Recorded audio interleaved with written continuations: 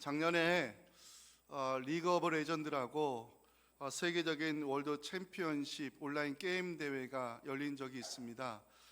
한국 대표로 참가한 프로게임단 DRX 팀이 그룹 스테이지 1라운드 로그전에서 예상치 못한 패배를 당했습니다. 충격적 패배를 경험한 이 프로게이머 대표 김혁규 선수에게 기자가 물어봤습니다. 1라운드에서 예상치 못한 패배를 경험했는데 느낌이 어떻습니까? 질문에 김혁규 선수는 이렇게 대답했습니다. 오늘 지긴 했지만 저희끼리만 무너지지 않으면 충분히 이길 수 있을 것 같습니다. 그 말을 듣는 기자는 인터뷰 영상을 올리면서 제목을 다음과 같이 지었습니다. 로그전 패배 괜찮아. 중요한 건 꺾이지 않는 마음. 김혁규 선수는 인터뷰에서 꺾이지 않는 마음이라는 표현을 쓴 적은 없지만 기자는 인터뷰 영상 제목을 중요한 것은 꺾이지 않는 마음이라 지었습니다. 결과적으로 한국 대표로 참가한 프로게임단 DRX 팀이 역전 드라마를 만들어서 최종적으로 우승을 하게 되면서 이 김혁규 선수의 인터뷰 영상이 화제가 됐고, 그래서 중요한 건 꺾이지 않는 마음, 이 말이 유행하게 됐습니다. 젊은이들 사이에서는 또 이 말을 줄여가지고 중꺾마, 중요한 것은 꺾이지 않는 마음, 이 말을 유행시키면서 작년 한 해 동안에 대한민국에서 가장 많이 젊은이들이 사용한 유행어가 됐습니다. 오늘 살펴볼 본문에 보면 꺾이지 않는 마음을 가지고 메시아의 기적을 경험한 사람들이 등장하고 있습니다. 성경은 오늘 본문의 사건이 예수님의 말씀 사역에서 시작하고 있음을 17절에서 보여주고 있습니다. 하루는 가르치실 때에 갈릴리의 각 마을과 유대와 예루살렘에서 온 바리새인과 율법 교사들이 앉았는데, 눈여겨보아야 될 것이 있죠. 유대 전 지역에서 율법의 전문가들이 찾아와 주님과 마주 앉아 있는 장면입니다. 율법 교사들이 예수님을 찾아온 이유, 말씀을 듣기 위해서가 아니었습니다. 바리새인과 율법 교사들은 의문을 가지고 있었습니다. 예수라는 사람이 과연 누구길래 말씀을 가르치고 능력을 행사하느냐, 그 의문을 해소하기 위해 예수님께서 사역하는 현장까지 찾아온 것입니다. 그런데 그 마을에는 오랜 시간 중풍병을 앓아온 사람이 있었습니다. 18절에 나오는 한 중풍병자라는 표현을 헬라어 성경으로 보면 오랫동안 중풍병을 앓아온 사람, 이렇게 되어 있습니다. 중풍병자 아시겠지만 혼자 힘으로 아무것도 할 수 없는 사람입니다. 다른 사람의 도움을 받아야 하루를 살아갈 수 있는 사람, 중풍병자입니다. 중요한 것은 예수의 소문이 이미 퍼져가고 있었다는 데 있습니다. 어떤 소문일까요? 누가복음 5장 15절 보시면 예수의 소문이 더욱 퍼짐에 수많은 무리가 말씀도 듣고 자기 병도 고침을 받고자 하여 모여들기 시작했습니다. 병자를 치유할 수 있는 능력이 예수에게 있다는 소문이 퍼져가고 있었습니다. 그 증거가 17절 마지막에 기록이 되어 있습니다. 중요한 말씀이죠. 병을 고치는 주의 능력이 예수와 함께 하더라. 그 소문을 마을 사람들이 들었습니다. 중풍병자의 귀도에도 들어갔을 것입니다. 문제는 중풍병자는 스스로의 힘으로 예수님에게 갈 수 없었다는 데 있습니다. 그런데 다행스럽게도 중풍병자의 형편을 알고 있는 사람들이 움직이기 시작했습니다. 그 장면이 18절에 나오는데 그 움직임이 기적의 시작입니다. 한 중풍병자들 사람들이 침상에 메고 와서 예수 앞에 들여놓고자 하였으나, 근데 문제가 생겼습니다. 예수의 소문을 듣고 찾아온 사람들 때문에 침상이 들어갈 수가 없었습니다. 하지만 중풍병자를 메고 온 사람들에게는 요즘 젊은 사람들 하는 말, 중꺾마, 꺾이지 않는 마음이 있었습니다. 19절 보시면 무리 때문에 메고 들어갈 길을 얻지 못한지라 지붕 위에 올라가 기와를 벗기고 병자를 침상째 무리 가운데로 예수 앞에 달아내렸습니다. 이 희귀한 광경을 예수님이 지켜보셨습니다. 주님은 사람들의 꺾이지 않는 마음을 믿음으로 인정하시고 죄사함의 복음을 선포하셨습니다. 20절 말씀 함께 읽겠습니다. 시작. 예수께서 그들의 믿음을 보시고 이르시되 이 사람아 내 죄 사함을 받았느니라 복음을 선포했습니다. 이 한마디에 율법의 전문가들이 난리가 났습니다. 이것은 신성 모독죄가 아니냐, 하나님 외에 누가 능히 죄를 사할 수 있겠느냐 생각을 품기 시작했습니다. 21절입니다. 서기관과 바리새인들이 생각하여 이르되 이 신성 모독하는 자가 누구냐, 오직 하나님 외에 누가 능히 죄를 사하겠느냐. 자, 상식적으로 생각해 볼까요? 사람들의 믿음을 보시고 주님께서 중풍병자를 치유해 주시는 말씀이 먼저 나오는 것이 맞지 않을까요? 근데 주님은 중풍병자를 향하여 죄 사함, 즉 복음을 먼저 선포하시고 나서 육신의 질병을 치유했습니다. 그 이유가 뭐냐? 24절 말씀 때문입니다. 그러나 인자가 땅에서 죄를 사하는 권세가 있는 줄을 너희로 알게 하리라 하시고 중풍병자에게 말씀하시되 내가 네게 이르노니 일어나 내 침상을 가지고 집으로 가라 말씀하셨습니다. 중풍병자는 메시아의 기적을 경험한 후에 하나님께 영광을 돌리며 집으로 돌아갔습니다. 이 광경을 지켜본 그 현장의 많은 사람들도 하나님께 영광을 돌리며 이 고백을 남기고 이 사건이 마무리됩니다. 우리 26절 함께 읽고 첫 번째 메시지 나누겠습니다. 시작. 모든 사람이 놀라 하나님께 영광을 돌리며 놀라운 일을 보았다 하니라. 아멘. 오늘 꺾이지 않는 믿음, 이 제목 가지고 또 중요한 메시지를 함께 나누겠습니다. 첫째 메시지 중요한데 함께 읽어봅니다. 시작. 예수님에게는 사유의 권세와 치유의 능력이 있음을 믿어야 한다는 사실입니다. 본문의 말씀 속에 우리가 찾아야 될 메시지가 있는데요, 메시아의 기적이 일어나기까지의 과정입니다. 중풍병자에게 일어난 기적, 그 이유가 무엇일까? 첫 번째는요, 함께 아파하는 마음이 있었기 때문에 그렇습니다. 예수님의 소문 이미 유대 땅 전역에 퍼져가고 있었습니다. 소문이 퍼져가고 있을 때 예수에 대한 소문은 중풍병자의 귀에까지 들어갔을 것입니다. 문제는 중풍병자는 스스로의 힘으로 주님에게 나아갈 수 없었다는 데 있습니다. 다행스럽게도 중풍병자의 곁에는 사람들이 있었습니다. 사람들이 중풍병자를 침상에 메고 달려가는 장면이 18절에 나오는데 이 장면이 바로 기적의 시작이 되는 중요한 장면입니다. 함께 읽어봅니다. 한 중풍병자를 사람들이 침상에 메고 와서 예수 앞에 들여놓고자 하였으나, 사람들이 왜 중풍병자를 메고 달리는 것일까? 이유는 하나입니다. 함께 아파하는 마음이 있었기 때문에 그렇습니다. 오랜 시간 중풍병을 앓고 누워있는 이 사람의 형편을 알고 있었습니다. 혼자의 힘으로 아무것도 할 수 없는 중풍병자의 그 하루살이를 알고 있었습니다. 중풍병자야말로 주님을 만나야 될 절박한 이유가 있음을 알고 있었습니다. 사람들은 함께 아파하는 마음으로 중풍병자를 메고 달리기 시작합니다. 함께 아파하는 컴패션의 마인드, 이것이야말로 기적의 시작이 아닐까 생각됩니다. 함께하는 아파하는 마음으로 달리고 있는 이 사람들을 묵상하면서 저는 중보자의 마음을 느낄 수가 있었습니다. 저희 교회는 훈련받은 중보기도 사역자분들이, 성도님들이 낸 그 중보 기도 카드를 안고서 주중에 1시간씩 골방에 들어가 기도하시는 사역자분들이 있습니다.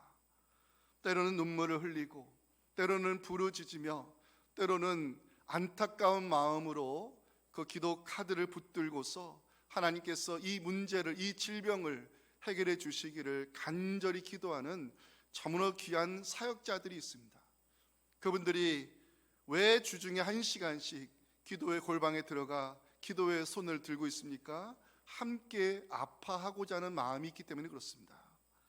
성경에 보면 함께 아파하고 함께 즐거워하는 것이 교회의 몸을 이루는 지체된 성도들의 마땅한 모습임을 말씀하고 있습니다. 고린도전서 12장 26절 말씀을 함께 읽어보겠습니다. 시작. 만일 한 지체가 고통을 받으면 모든 지체가 함께 고통을 받고, 한 지체가 영광을 얻으면 모든 지체가 함께 즐거워하느니라. 아멘. 한 지체가 고통을 받으면 모든 지체가 함께 아파하는 마음으로 기도해 주는 것, 이것이 교회의 참 모습이요 믿음의 공동체임을 성경이 강조하고 있습니다. 우리는 왜 함께 아파하는 마음을 가지고 기도해야 되느냐? 이유가 있습니다. 예수님이 중보자의 마음을 가지고 지금도 우리를 위하여 기도하고 계시기 때문에 그렇습니다. 제가 참으로 위로받고 참 좋아하는 말씀이 로마서 8장 34절인데요. 누가 정죄하리요? 죽으실 뿐 아니라 다시 살아나신 이는 그리스도 예수시니 그는 하나님 우편에 계신 자요 지금도 우리를 위하여 간구하고 계시다고 성경은 말씀합니다. 여러분들 그 중요한 로마서 8장의 결론을 알고 계십니까? 누가 우리를 그리스도 예수 안에 있는 하나님의 사랑에서 끊을 수 있겠는가? 끊을 수 없다는 것이 로마서 8장의 결론입니다. 왜? 기도의 끈으로, 중보의 끈으로 우리를 붙들고 계시는 우리의 유일한 중보자 예수님이 살아계시기 때문입니다. 예수의 심장을 가지고 고통 속에 있는 지체를 위하여 함께 아파하며 기도해 주는 것, 이것이 교회가 마땅히 감당해야 될 사역인 것입니다. 함께 아파하는 마음으로 중보하며 기도하는 성도님들 때문에 병든 자가 치유받고 많은 기도 응답의 기적이 일어날 수 있기를 간절히 소망합니다. 왜 이 기적이 일어날 수 있었을까? 두 번째 이유는 꺾이지 않는 믿음이 있었기 때문에 그렇습니다. 사람들이 중풍병들을 메고 왔을 때 문제가 생겼지요. 사람들이 소문을 듣고서 너무 많이 몰려와서 침상에 들어갈 자리가 없었습니다. 마가복음 2장 4절 보니까 그 당시의 상황을 보여주고 있습니다. 무리들 때문에 예수께 데려갈 수 없었습니다. 자, 사람들 입장에서는 돌아갈 이유가 생긴 것입니다. 무리들 때문에 들어갈 수 없다. 지금은 날이 아닌가 보다. 다음에 또 기회가 생기겠지. 합리적 이유가 생겨나기 시작했습니다. 그런데 중풍병자를 메고 온 사람들에게는 포기해야 될 합리적 이유보다 상황을 뛰어넘을 수 있는 꺾이지 않은 마음이 있었습니다. 이들에게 중요한 것은 사람을 살리는 일이었습니다. 어떤 상황도 사람을 살리고자 하는 그 사람들의 마음을 꺾을 수가 없었던 것입니다. 꺾이지 않은 마음을 가진 사람들, 그 마음이 행동으로 이어지기 시작했습니다. 19절 말씀이 중요합니다. 함께 읽어봅니다. 무리 때문에 메고 들어갈 길을 얻지 못한지라 지붕에 올라가 기와를 벗기고 병자를 침상째 무리 가운데로 예수 앞에 달아내렸습니다. 사람들은요, 포기하지 않는 마음을 가지고 남의 지붕에 올라가 기와를 벗겨냈습니다. 구멍을 뚫어 중풍병자의 침상을 예수님에게 달아내리고야 말았습니다. 이 일을 시작하는 과정에서 혹시 반대의 주장이 있었을지 모르겠습니다. 이스라엘 사람들의 그 지붕을 헬라어로 도마라고 하는데요, 이 도마, 이 지붕은 평평한 곳으로서 그냥 지붕이 아닙니다. 이스라엘 사람들이 아침에 말씀을 묵상하고 명상하며 하나님께 기도를 올려드리는 중요한 처소입니다. 그런 남의 지붕에 올라가 기와를 벗겨내고 구멍을 낸다, 그 당시에 상식으로는 있을 수 없는 행동입니다. 하지만 사람을 살리는 일이 무엇보다 중요했습니다. 침상을 메고 온 사람들, 꺾이지 않은 마음을 가지고 남의 지붕에 올라가 기와를 뜯어내고 구멍을 뚫고 결국 중풍병자를 주님 앞으로 인도했습니다. 중요한 것은 예수님의 시각입니다. 남들이 보면 회개망측한 사람들의 행동을 주님은 눈여겨보시고 그 속에서 믿음을 보셨습니다. 20절 말씀 함께 읽겠습니다. 시작. 예수께서 그들의 믿음을 보시고 이르시되 이 사람아 내 죄 사함을 받았느니라 복음을 선포했습니다. 예수님은 그 사람들의 행동을 믿음으로 간주했습니다. 어떤 일이 있어도 꺾이지 않는 마음, 어떤 상황에서도 포기하지 않은 열정, 주님은 그것을 믿음으로 인정하시고 복음을 선포했습니다. 저는 여기서 질문을 던져봤습니다. 상식적으로 생각해 보면 죄 사함과 관련된 복음의 말씀보다 이 중풍병자에게는 치유의 말씀을 먼저 선포하는 것이 맞는 거 아닌가? 그건 우리의 생각입니다. 순서적으로 볼까요? 20절 죄 사함을 선포하신 주님께서는 24절에 가서야 일어나 내 침상을 가지고 집으로 가라 치유의 말씀을 선포하고 있습니다. 죄 사함의 복음이 먼저 선포되고 치유에 대한 말씀이 뒤를 이었습니다. 무엇을 의미할까 묵상하다가 두 가지를 깨닫게 됐습니다. 하나, 예수님에게는 죄 사함의 권세가 있다는 것을 보여주고 있다는 것입니다.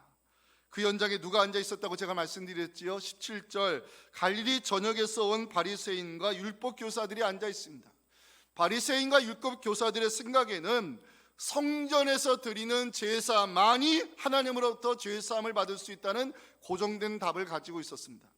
하지만 주님은 중풍병자를 향하여 복음을 선포하심으로 죄사함의 권세를 가지고 오신 메시아이심을 스스로 드러내셨습니다.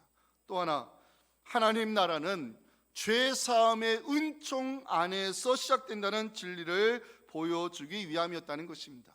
주님께서 이 땅에 오신 중요한 이유가 있습니다. 하나님의 나라를 전파하기 위해서 오셨습니다. 예수님의 첫 번째 설교 주제 알고 계십니까? 마가복음 1장 14절 15절이 복음서에 기록된 예수님의 첫 번째 설교입니다. 함께 읽어봅니다. 요한이 잡힌 후 예수께서 갈릴리에 오셔서 하나님의 복음을 전파하여 이르시되 때가 찼고 하나님의 나라 가까이 왔으니 회개하고 복음을 믿으라. 예수님의 첫 번째 설교입니다. 하나님 나라, 회개를 통한 죄사함의 은혜 안에서 시작됨을 알리기 위해 주님은 중풍병자에게 치유보다는 사유의 말씀, 복음을 먼저 선포하신 것입니다. 중요한 것은 사람들의 꺾이지 않은 믿음을 통하여 예수님의 메시아 되심이 증거가 됐고, 주님에게는 그 어떤 인간의 질병도 고칠 수 있는 메시아의 능력이 있음을 드러나게 되었습니다. 사랑하는 성도 여러분, 우리가 믿는 예수님에게는 사유의 권세와 치유의 능력이 있음을 믿으시기 바랍니다. 사람들의 포기하지 않은 그 믿음 때문에 그 예수님의 권세와 능력이 있음이 증거가 됐습니다. 꺾이지 않은 마음, 저는 이것을 묵상하며 끈질긴 믿음이라는 해석을 하게 되었습니다. 어떤 상황에서도 포기하지 않은 믿음을 가지고 우리가 해야 할 일이 있습니다. 문제의 침상을 들고 주님에게 나아가는 일입니다. 여러분, 문제의 침상을 들고 주님에게 나아가는 이유가 있습니다.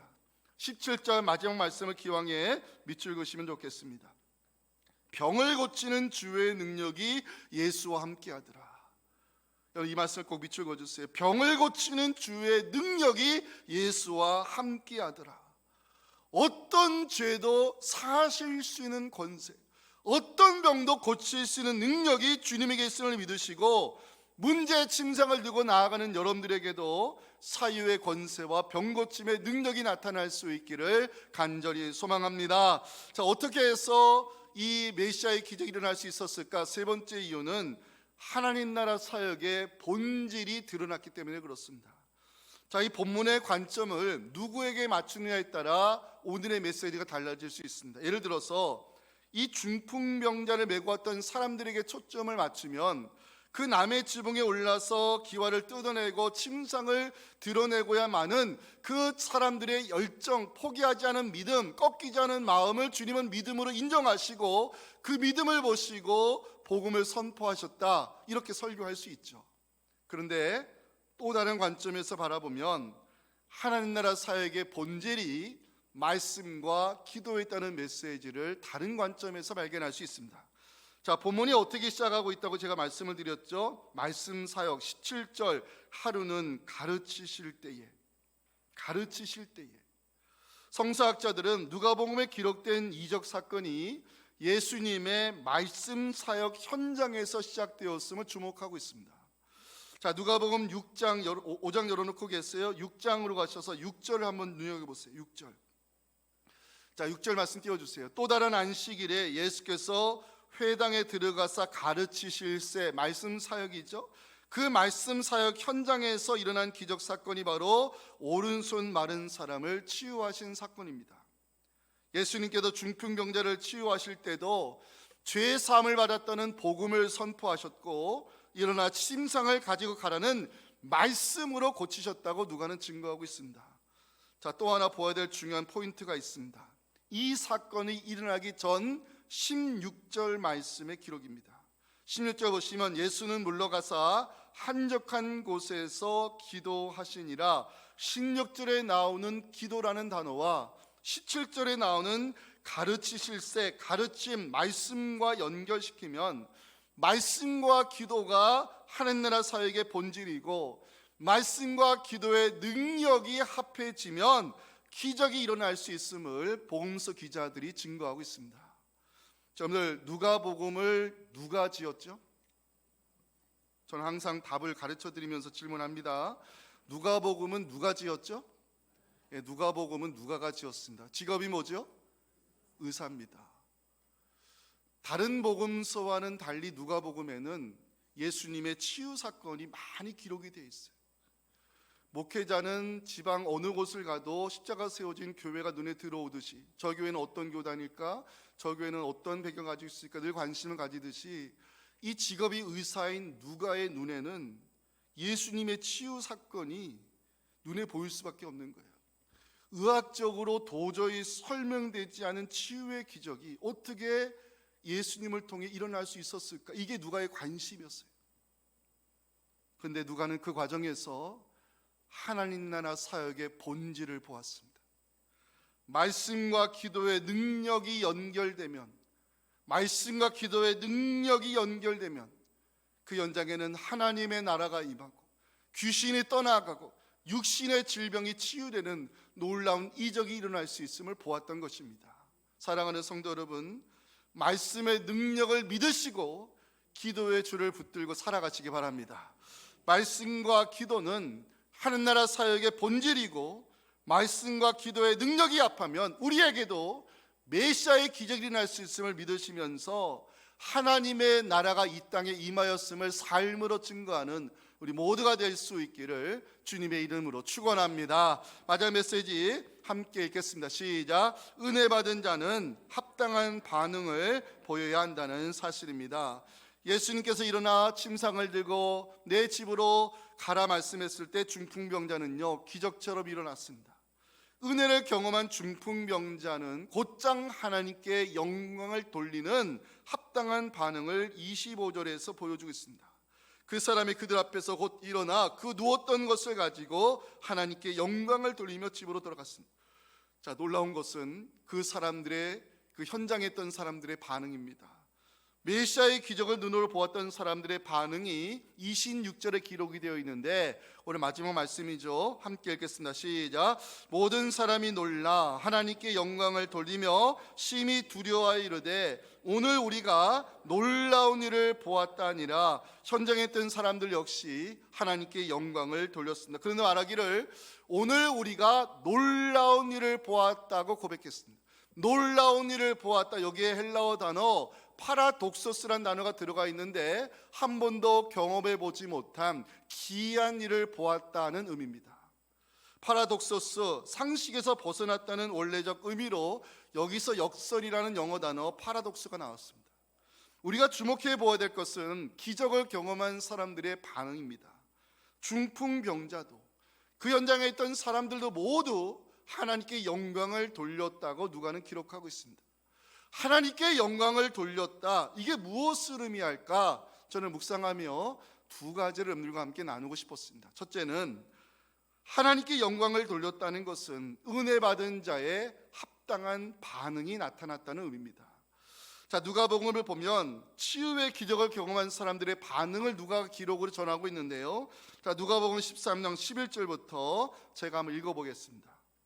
18해 동안이나 귀신 들려 앓으며 꼬부라져 조금도 펴지 못한 한 여자가 있더라. 예수께서 보시고 불러 이르시되 여자여, 내가 내 병에서 놓였다 하시고 안수하시니 여자가 곧 펴고 하나님께 영광을 돌리는지라. 18년이라는 세월 동안 허리를 펴지 못하고 살아온 여인이 내 병에서 놓였다는 그 말씀으로 치유를 받았습니다. 허리를 펴고 하늘을 보게 된 그 여인은 곧장 하나님께 영광을 돌렸다는 반응을 누가가 성경에 남겨놓았습니다. 예수님이 하루는 예루살렘을 가실 때 한 마을에 들어가셨습니다. 예수님이 마을에 들어오셨다는 소식을 들은 나병 환자 10명이 그때부터 소리를 지르기 시작합니다. 나병 환자들의 이 부르짖음을 들으신 주님이 말씀으로 치유하는 장면이 누가복음 17장 13절부터 기록이 되어 있습니다. 소리를 높여 이르되 예수 선생님이여, 우리를 불쌍히 여기소서. 하거나 하시고 오시기 이르시되 가서 제사장들에게 너희 몸을 보이라 하셨더니 그들이 가다가 깨끗함을 받은지라. 깨끗함을 받은 이 나병 환자들 중에서 한 사람이 발걸음을 돌렸습니다. 주님께로 돌아온 이유가 있습니다. 누가복음 17장 15절 16절을 다 함께 읽겠습니다. 시작. 그 중에 한 사람이 자기가 나은 것을 보고 큰 소리로 하나님께 영광을 돌리며 돌아와 예수의 발 아래에 엎드려 감사하니 그는 사마리아 사람이라. 아멘. 누가는 은혜를 경험한 사람들의 반응을 영광이라는 단어와 감사라는 단어로서 성경에 적고 있습니다. 하나님께 영광을 돌리며 감사를 드리는 것, 은혜 받은 자의 합당한 반응임을 성경이 말씀하고 있는 것입니다. 두 번째로 하나님께 영광을 돌린다는 것은 하나님이 하셨음에 대한 신앙 고백입니다. 하나님께 영광을 돌린다는 것은 무엇을 의미할까? 하나님이 하셨음에 대한 신앙 고백입니다. 하나님께 영광을 돌린다는 것은요, 아무나 할 수 있는 일이 아닙니다. 하나님께 영광을 돌린다는 것은 하나님이 하신 일을 경험한 자만이 남길 수 있는 최고의 신앙 고백입니다. 성경에 보면 하나님이 하신 일을 경험한 자의 고백이 남아 있습니다. 예를 들어서 예수님께서 나인성 과부의 죽은 아들을 살리셨을 때 기적을 경험한 사람들의 고백이 누가복음 7장 16절에 나옵니다. 모든 사람이 두려워하며 하나님께 영광을 돌려 이르되 큰 선지자가 우리 가운데 일어나셨다 하고 또 하나님께서 자기 백성을 돌보셨다면서 기적을 경험한 사람들이 하나님께 영광을 돌리는 장면이 성경에 나옵니다. 자, 오늘 본문의 사건은요, 사람들의 고백으로 마무리되고 있는데, 자, 26절 말씀을 다시 한번 봐주세요. 모든 사람이 놀라 하나님께 영광을 돌리며 심히 두려워 이르되 오늘 우리가 놀라운 일을 보았다. 여기 헬라어 제가 파라독소스 단어가 들어가 있다고 그랬죠. 한 번도 경험해 오지 못한 일, 기이한 일을 우리가 경험했다라는 중요한 고백입니다. 하나님께 영광 돌리는 것은요, 아무나 할 수 있는 일이 아닙니다. 하나님이 하셨다는 고백은 아무나 할 수 있는 고백이 아닌 것입니다. 은혜를 경험한 자만이 하나님의 이름에 합당한 영광을 돌리며 하나님이 하셨다는 이 신앙 고백을 할 수 있는 사람, 은혜 받은 사람의 특권입니다. 특권. 사랑하는 성도 여러분, 꺾이지 않는 믿음을 가지고 어떤 문제라도 그 문제의 침상을 들고 주님 앞에 나아가시기 바랍니다. 포기하지 않은 믿음을 보시고 주님께서 말씀과 기도 가운데 역사하셔서 은혜 받은 자만이 할 수 있는 일, 하나님께 영광을 돌리며 은혜 받은 자만이 할 수 있는 최고의 신앙 고백, 하나님이 기도하는 나를 통해 역사하셨다는 이 귀한 간증을 통해서 살아계신 예수 그리스도의 이름을 높여드리는 우리 모두가 될 수 있기를 주님의 이름으로 축원합니다. 하나님 아버지 감사합니다. 우리가 믿는 예수님에게는 어떤 죄도 사할 수 있는 권세와 어떤 병도 고칠 수 있는 능력이 있음을 우리 성경이 말씀하고 있습니다. 우리 사랑하는 성도님들 삶의 자리에 크고 작은 문제가 있고 아픔들이 있습니다. 그 문제의 침상을 가지고 우리가 꺾이지 않은 믿음을 가지고 포기하지 않는 믿음을 가지고 주님 앞으로 달려가기 원합니다. 그 말씀을 붙들고 기도하기 원합니다. 하나님 우리를 돌아보아 주셔서 인생의 짐을 대신 져주시고 우리 연약함을 짊어져 주시고 우리 육신의 아픔과 질병을 치유하시는 말씀의 능력이 나타나게 하여 주시옵소서. 그리하여 은혜를 입은 자만이 할 수 있는 일, 하나님께 영광을 올려드리며 은혜 받은 자만이 할 수 있는 최고의 신앙 고백, 하나님이 기도하는 나를 통해 역사하셨다는 이 간증을 통하여 하나님께 합당한 영광을 올려드리는 우리 모두 되게 하여 주시옵소서. 예수님의 이름으로 축복하며 기도하옵나이다. 아멘. 지금은 죄사함의 권세와 어떤 질병으로 치유할 수 있는 능력을 갖고 계신 우리 구주 예수님의 은혜와 은혜 받은 자로서 합당한 영광을 돌리도록 지금도 역사하시는 하나님 아버지의 크신 사랑과 성령의 동행하심이 주신 이 귀한 말씀이 바로 내게 주신 복음임을 깨닫고 죄사함의 권세와 치유의 능력을 갖고 계신 주님에게 문제의 짐상을 들고 나아가 하나님의 기적을 경험하며 하나님 이름에 합당한 영광을 올려드리기 원하는 우리 사랑하는 모든 성도들의 이 간절한 부르짖음과 우리 자녀들의 앞길과 남아있는 여름 사역과 우리 사랑하는 원영이의 입대 그 과정과 태어난 그 모든 그날까지 지금부터 영원토록 함께 하시기를 간절히 축원하옵나이다. 아멘.